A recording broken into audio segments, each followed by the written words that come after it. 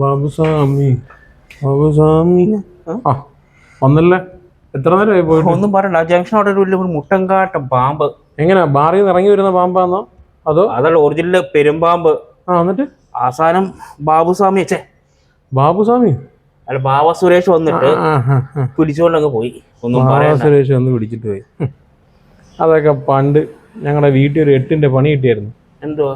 ഞാൻ വെക്കേഷന് വല്യമ്മച്ചിയുടെ വീട്ടിൽ പോയതാ. അവിടെ ചെന്നപ്പോഴത്തേക്ക് വല്യച്ഛൻ എല്ലാം സ്ഥിരമല്ലേ, ഉച്ചയ്ക്ക് ഉറങ്ങാൻ പോകുന്ന താച്ചുണ്ട്. അപ്പം ഒരു ദിവസം ഒരു പാമ്പെടുത്തക്കാരൻ വന്നിട്ട് വല്യച്ഛൻ അവിടെ ഇരിക്കുക. അപ്പം ചോദിച്ചു, അയ്യാ ഇവിടെ പാമ്പ് ഇറുക്കാന്ന്. വല്യച്ഛനെ പിടിച്ചോണ്ട് പോകുന്നതാണോ?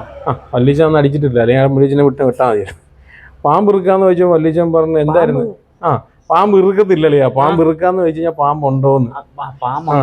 അപ്പൊ വല്യച്ഛൻ പറഞ്ഞു ഇവിടെ പാമ്പൊന്നും ഇല്ല, ഞങ്ങള് അപ്പൊ കൈ മകുടിയുണ്ട് അത് ഊതി പിടിച്ചോട്ടെ എന്ന് ചോദിച്ചു. വല്യച്ഛൻ പറഞ്ഞു ശരി പിടിച്ചോ എന്ന് പറഞ്ഞു. അയാളും വേറെ കുറെ ആൾക്കാരും വന്നിട്ട് ആ പ്രദേശത്തുള്ള സ്ഥലങ്ങളിൽ കണ്ട പൊത്തിലും ചായ്പലും എല്ലാം മകുടി ഊതി കുറെ പാമ്പിനെ പിടിച്ചതാ. പാമ്പ് ബിസിനസ് ഉണ്ടോ അവർക്ക്?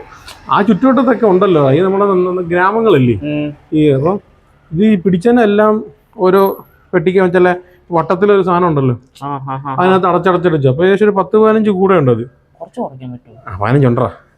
കഥയാ കേട്ടോണം. ഈ 15 കൂടെ എല്ലാം നിറച്ചിട്ട് വല്യച്ഛനപ്പം വെളിയിരിക്കാന്നല്ലോ.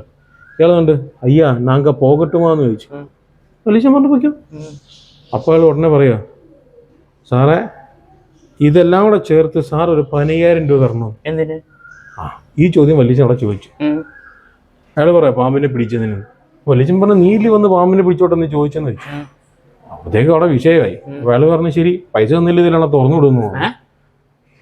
ഞാൻ ചോദിക്കട്ടെ, ആ തെക്കേ അറ്റത്തും വടക്കേ അറ്റത്തും പൊത്തിലൊക്കെ ഇരുന്ന പാമ്പിനെല്ലാം പിടിച്ച് ഒരിടത്ത് കൊണ്ടിരുത്തി പറയാം ഇതെല്ലാം ഞങ്ങൾ ഇവിടെ തുറന്നു വിടുന്നു. അങ്ങനെ പിന്നെ പേടിച്ച് പിന്നെ വല്യച്ഛൻ അവിടെയുള്ള നാട്ടുകാരെയും ബാക്കിയുള്ള ആൾക്കാരെയൊക്കെ വിളിച്ച് 10-5 വെച്ച് പിരിച്ച് എന്തായാലും കൊള്ളാം ഒരു 10-15,000 രൂപ പിരിച്ച് അങ്ങ് കൊടുത്ത്. എന്നിട്ട് ഒരു കൂടെ വല്യച്ഛൻ്റെ കൈ കൊടുക്കുന്നത് വെച്ചോളാം സാറ് വെച്ചോളാം.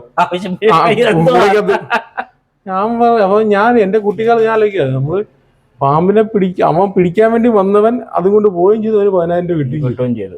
അതാ പറഞ്ഞ ഇപ്പോഴൊക്കെ ബാബ സുരേഷൊക്കെ ഉണ്ടാണ് നല്ലത്. ഭയങ്കര ബിസിനസ്സായിരുന്നു. ഈ പാമ്പിന്റെ വിഷമൊക്കെ എടുത്ത് വിൽക്കും, പിന്നെ തോല്. നമുക്ക് എന്ത് അങ്ങനെ തുടങ്ങിയാലോ? പാമ്പിനല്ല നിനക്ക് പ്രാന്താടാ പന്നി. എന്റെ ഒരു മാമയുണ്ട് വേണോ? മഷത്തുള്ളത് എണ്ണ